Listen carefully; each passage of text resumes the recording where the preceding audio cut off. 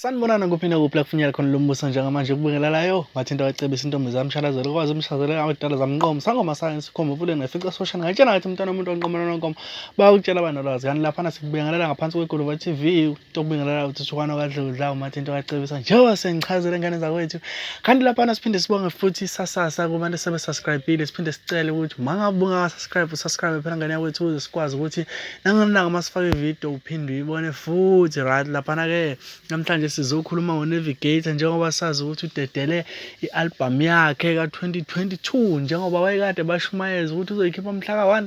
wathi nje ucela ukuthi umculo uzokhipha mhla ka-1 angalinge adedele kanti laphana ke uthathe ingoma kaBahubhe njengoba injalo. uNavigator uzokhumbula ukuthi ke wenza ama-interview amaningi uma-online TV engicabanga ukuthi nje kube nombango khona wasethi uyamlaya kanti futhi uNavigator uhlakaniphe kakhulu ngakwi-marketing leya video kungenzeka ukuthi ubeyenzela leya ngoma kungenzeka ukuthi ebeyenzela for i-trend ukuthi kubuzwane ukuthi wenze njani noma sesenje ingxabano kanti ushiya ngalazi futhi laphana ezinyangeni zaseThekwini zonke nje kanti ubalule kakhulu ubhodla umlilo ukuthi akakwazi ngisho ukugeza umuntu lokhu ke